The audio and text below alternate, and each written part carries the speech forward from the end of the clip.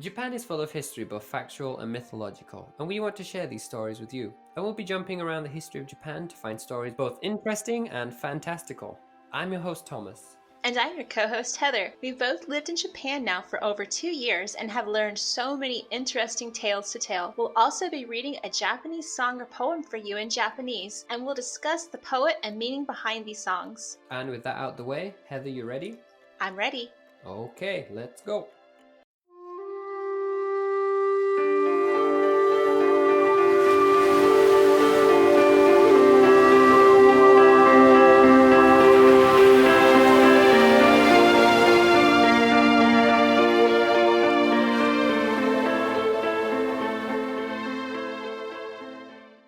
I forgot to tell you something else about while I was at Fuji Rock, actually. I don't know why, I've just remembered.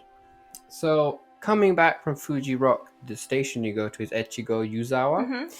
And at that station, they have lots of sake vending machines. Say what? So you pay 500 yen and you get 5 tokens, and there's maybe at least 100 little vending machines with different sake, and you can buy them all there as well. And depending on like how rich or expensive they are, depends on how many tokens it costs to try one. So like some will be like 1 up to like 3 tokens, so you can have like between 5 and 2 drinks depending on the ones you want. But it's really good. So like in summer they have all the cold ones, and they have like a big board of recommendations.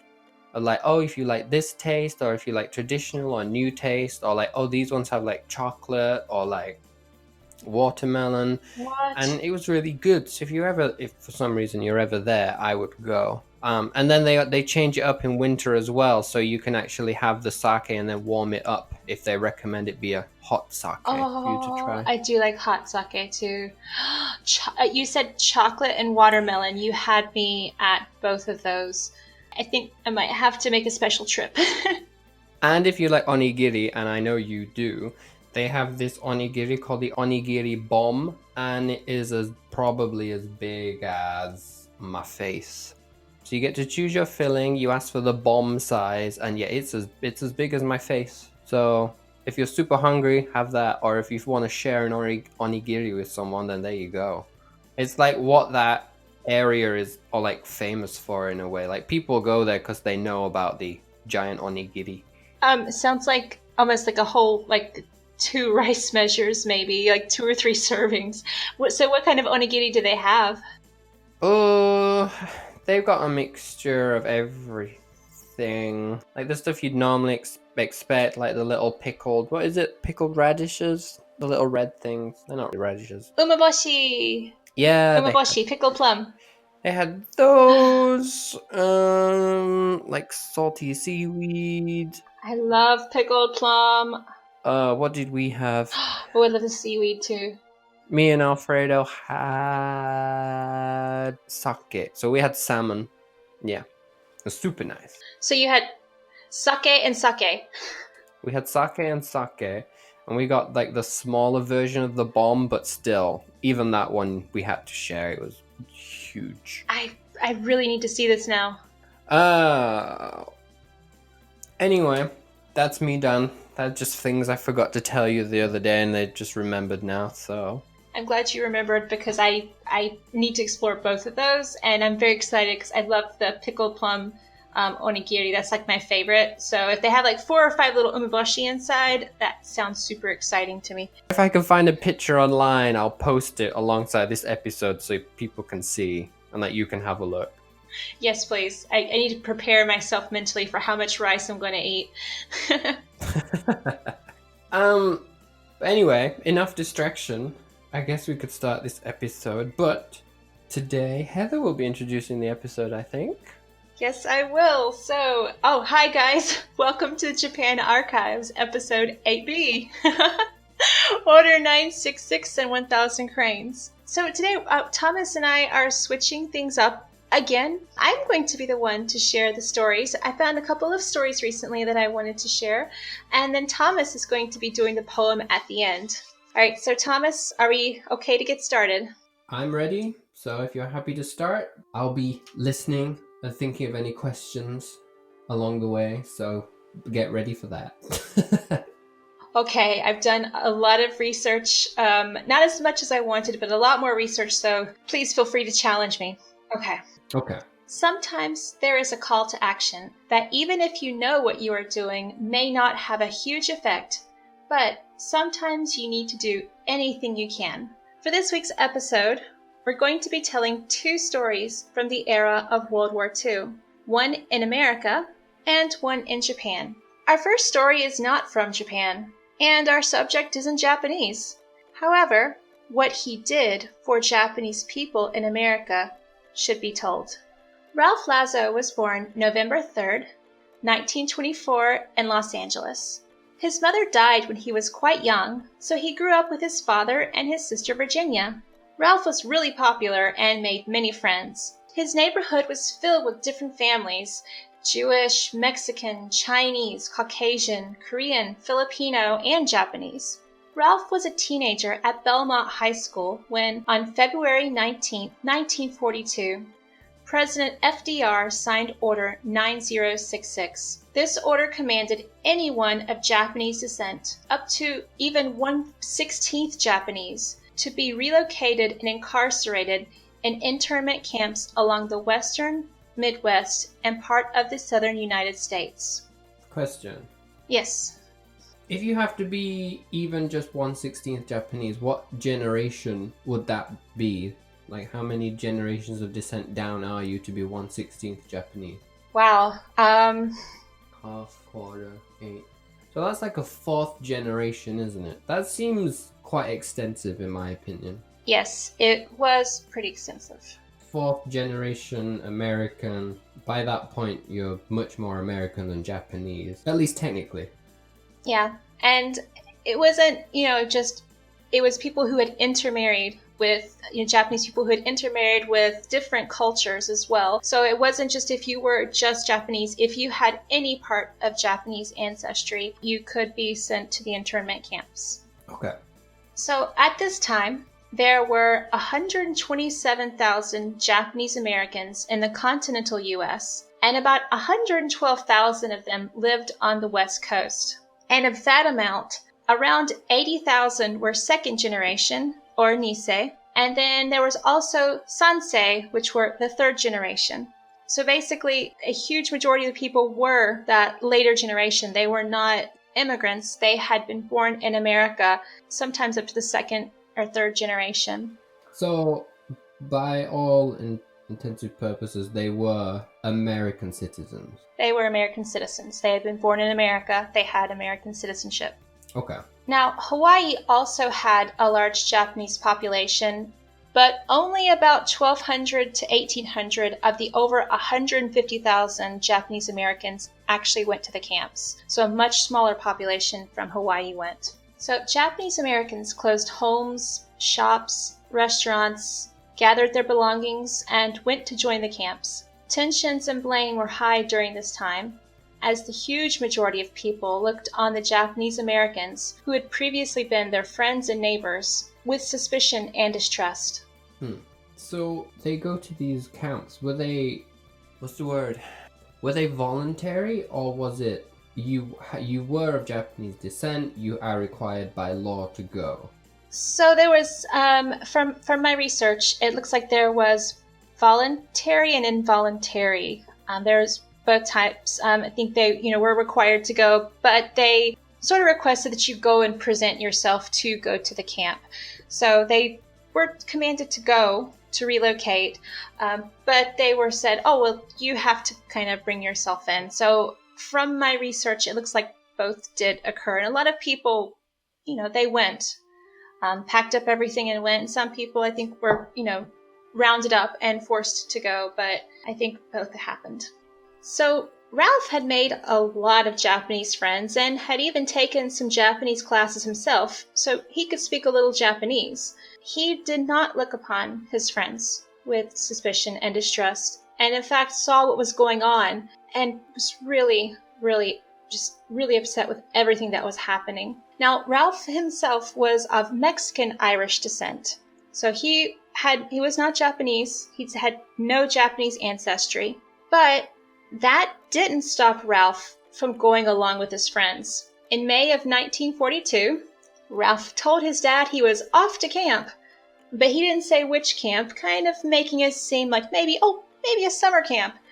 And he took the train to Manzanar in California. While there, no one bothered to ask his nationality, and he was able to join the camp with no problems.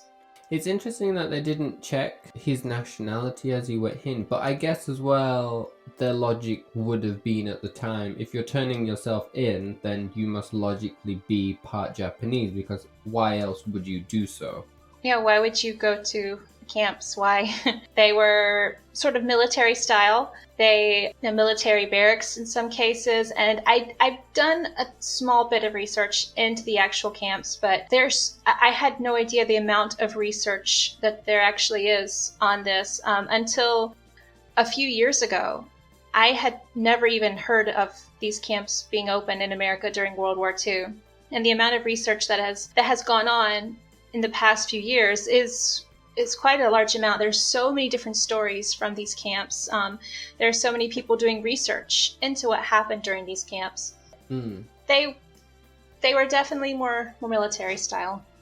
Okay, what do you mean by that? I know you said there's a lot of research and a lot of things about the camps, but what do you mean at least by military style? Some of them I think they had bunkers. They had bunkers, like the barracks where everyone sleeps in kind of communal areas. They were also extremely hot in winter in some cases and cold in summer. I mean, the camps were not in a convenient area. They were sometimes towards the desert areas, like valley areas. So they were pretty far away from cities and towns. So they weren't always in the best environments.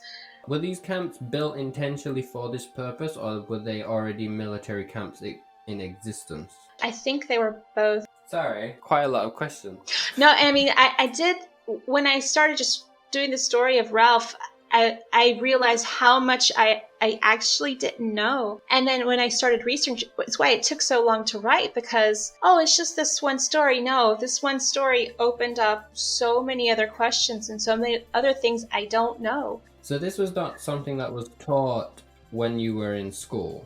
No, I had not heard of this. Is it taught in schools here in Japan? Like, do they know this story? I don't know if it's talked about in schools. I do know, I talked to my husband and he said that there is knowledge about it and they have been aware and they've talked about it. And later on in the story, I'll mention about in the 1980s, there was like reparations made. So it would have been in the news during that time. So there is some knowledge over here. I think more knowledge in Japan from what I have found out versus how much it's in America.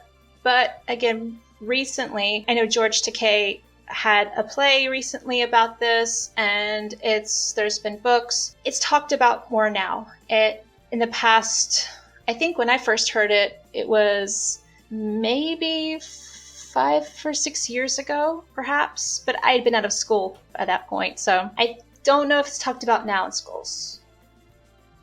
There were several different facilities too, so conditions could be different in each one. Okay, so there wasn't like a set layout or design blueprint for these camps, perhaps?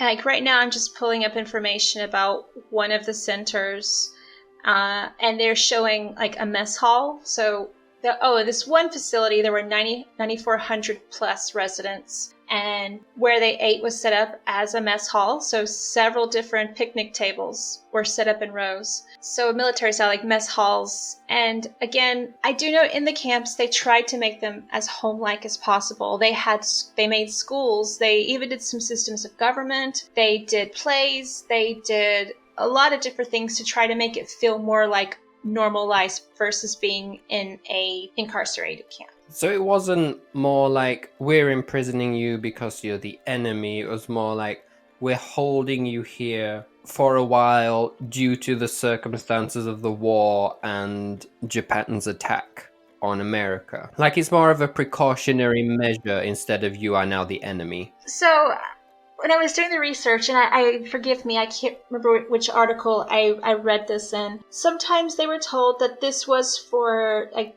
the Japanese American safety. It was to protect them from the other people who might look upon them as, oh, you're Japanese and you bombed Pearl Harbor. What could you do here? It's for your safety. It's for your safety. One member of the camp said, if it's for our safety, why are the guns pointed inward instead of outward? I think that's a fair enough question to ask under the circumstances. Yep. But as well, I also feel that if they were inside the camp, on the whole, American citizens wouldn't try to break in. No, and they were placed pretty far out from any other towns or cities. And not just that, but prior to the incarceration, from my research, a lot of Japanese Americans had been previously spied on for several years. My deduction is it might not have been just in reaction to the Pearl Harbor bombing. And again, it requires me to do a little bit more research. I say that based on the current knowledge I have. So making it sound almost like the attack was used as a means to an end. Like, we'd been checking up on these people before. This has now happened. It's almost like it's a good excuse to now put away these people that we'd been worried about for a while. It's possible, but again, I feel like I'm just starting to scratch the surface of this, and I would say at this point in time that would be my possible theory. Okay, going to go back to Ralph. Okay, where were we at? So he's gone to the camp, he's voluntarily surrendered, and now he's inside. Yep, he is going to school. He is laughing and joking, keeping spirits up, telling stories, playing with the kids, making his friends laugh. I know I saw a picture they took and someone gave another guy bunny ears. So trying to keep the camp, make it feel more like it's a home versus, military barracks. And he stayed in these camps. All right, you said there was children there. Yeah. Were they separated from their parents, or was everyone kept together? It looks like everyone was kept together. I haven't seen anything that said they were separated. There could be something, but from what it seems like, they were kept together as his families. Okay. I'll try to stop asking questions. I'm asking a lot. I'm just going to let you talk now for a while. So. No, I love asking the questions. And like I said, I did do a lot of research into this, and the amount of knowledge that I have now, it's like, oh, I've just touched the tip of the iceberg. So it's good to talk about, so thanks for asking questions. So Ralph stayed with his friends in the camps until he was drafted in the Army in August 1944. And he did not get into trouble for being in the camps. Basically, they said, oh, yep, he had to go and sign up for the draft. He got drafted, and they found out, oh, how did you get in the camp? Oh, okay, well, come on, let's go fight. And his story was even reported about in the Los Angeles Times. So Ralph fought for the rest of his life. He came back from the Army. He became a teacher. He encouraged people to vote, especially among the Hispanic community, encouraged people to vote. And he also fought with his friends to request the government give reparations to the thousands of Japanese Americans who spent years in the internment camps. And in 1988, the U.S. government issued a formal apology for this incarceration. The camps had been active from 1942 until 1946. So Ralph loved and supported his friends, even when most people were turning their back on that Japanese community, and he stayed and supported his friends to the rest of his life. And so that's the story of Ralph Lazo. So the camps carried on being used after the Second World War had ended? The last camp closed in 1946. Now, people could leave before that, but again, the last camp didn't close. But if you consider that these people had left their homes and businesses, and I hadn't done much research into what happened after, but I would imagine there may not have been homes for these people to go back to. There may not have been jobs for these people to go back to. Not only that, but how would the environment have been after the war was over? If people had been distrustful and suspicious after Pearl Harbor, after the war, I don't know what their attitudes were. I wasn't able to do research of what happened after. So it's possible that they stayed for a while because they didn't really have anywhere else to go. It probably took time to rebuild your life after being in the camps for that long. Yeah, that makes sense now that you mention it. But I think Ralph was actually quite a admirable person. Like you said, he fought for the reparations. He did everything he could while he was in the camps to, keep morale up, which was very good of him. And so yeah, I'm glad you found this out to tell me the story, because like I said, it was something I definitely had never heard of. For someone to support their friends and go with them, it was just a really lovely story to try to help, even when you can't do so much, but just try to help where you can. That is Ralph Lazo, and I have one more story. So this is in the other side of the world. This is in Japan, and this is the story of Sadako Sasaki. So Sadako was 2 years old when the bomb fell on Hiroshima. She lived about 1.6 kilometers, or about a mile away from ground zero, but she was miraculously uninjured after the blast. So she grew up to be just a regular girl and was a very accomplished runner in school, had a lot of friends, really kind person. It wasn't until 10 years after the bomb that she began to get sick. It began with swelling behind her neck and ears, and doctors discovered she had acute malignant lymph gland leukemia. During this time, a lot of children were being diagnosed with this bomb sickness. After the effects of the bomb, not just the bomb itself, but some of the effects of the bomb occurred several years after the bomb had been deployed. She was admitted to the hospital February 1955. And it was during her hospitalization that she received paper cranes from a local high school club. Sadako's father told her the story of the cranes, that if you make 1,000 paper cranes, you can get a wish granted. So Sadako set out to make those 1,000 cranes in hopes to make her wish of recovery come true.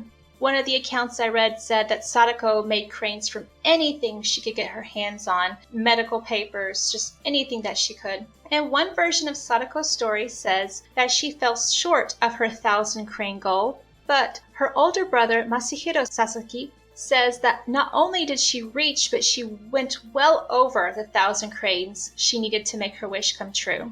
Unfortunately, Sadako was unable to have her wish granted, and she died October 25th, 1955. She was 12 years old. Now, she was a very kind child and was much loved by her friends. They decided to make a memorial for her and all the children affected by the atomic bomb, and for the hopes that this tragedy would never occur again.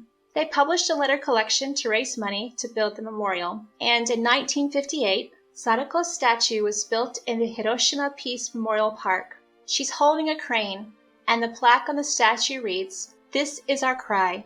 This is our prayer. Peace in the world." So if you visit the memorial park, you can make your own paper crane for Sadako and the children affected by the bomb. And also, in my research, I saw on Hiroshima's website that you can make and mail in your own paper cranes, but I'm not sure if they're still receiving them or not. The address is there on the website, and my husband and we're going to go to the park soon, so hopefully I can find out more there and find out if you can actually still mail the cranes in. I know they were using that in, I think 2010 or roundabout was the last time I saw some data about the cranes, and they were using it to see how far Sadako's story had spread. But if you want to do something in the meanwhile, you can celebrate August 6th as a day of peace. You can make your own paper cranes, but before you fold them, write a wish for peace inside, fold your crane, and hope for peace.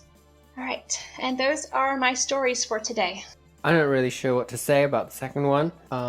It's kind of hopeful in that she wanted her wishes to come true. Although, obviously, with the bomb sickness. Yeah, a lot of people were affected. The potential of the wishes coming true was very slim. Sorry, I don't really know what to say. I know, it's... I agree. It's the fact that years afterwards the effects were being seen, and I know many people were affected, and some people died and some people lived. Yeah, it just goes to show you that sometimes effects of things don't always show themselves in the beginning, and I know there's a lot more research that has been done, but the biggest thing I think from what I've seen, what everyone wants when they hear this story is for this to never happen again, for peace, for no more atomic bombs to be used, because the effects that it can have can be so devastating, and not just for the actual deployment, but for years after the fact. So, all right, Thomas, I am now going to turn it over to you. Will you please share our poem for today? Okay, so the poem I picked, today I have decided to pick a poem from the Ogura Hyakunin issue, which we have read from before. Yes, we have. For instance, the poem you read by Ono no Komachi was from the same book. But today I picked the 58th poem in the compilation.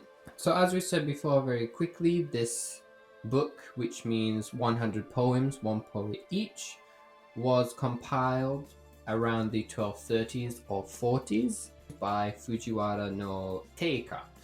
So yes, like I said, I picked the 58th poem, which was by a woman called Daini Sanmi. And we know she was born 999 AD, and she was actually the daughter of a woman called Murasaki Shibuki. I'm sure you already know who Murasaki Shibuki is. Is that the author of The Tale of Genji? Yes, it is. But she's also famous for her own diary called The Diary of Lady Murasaki. And her name, Murasaki Shibuki, is more of a pen name because we actually don't know her real name. But that's beside the point. This is a poem not by her, this is a poem by her daughter. Daini, as well as having a poem in this compilation, is known to have appeared in numerous other waka anthologies, and she also had a private poetry collection of her own. And in addition to being a poet, she is also known to have been the wet nurse to the Emperor Go-Reizei, who reigned from 1045 to 1068. With that out the way, I will read you the poem. I am ready. I am excited. Are you though? Because your Japanese reading is very good and mine is not. Well, I also have I have a private voice coach that I often asked for assistance. Yeah, you have an unfair advantage to me. I will call him an unfair disadvantage. I'm going to apologize to you in advance now, and I'm going to apologize to everyone who's about to listen to this, because I'm probably just going to sound like a terrible English person with an English accent, ruining the Japanese language as I try to read this poem. Now, my private voice instructor did tell me that when we read the story of the Tanabata, that your Japanese was fine, so you don't need to worry. Just do your best. It will sound fantastic. I'm excited. You know what? It's going to be great no matter what. You will be good. I thank you for your blind confidence. You sound fine. You sound fine, really. Here we go. So, this is the poem in Japanese. Arima yama, ina no sasahara, kaze fukuba, ide soyo hito o wasure ya wasuru. So, the English translation for this poem would be, blown down from Mount Arima, through Ina's low bamboo, the wind whispers, I swear of my love, how could I forget you? Ooh.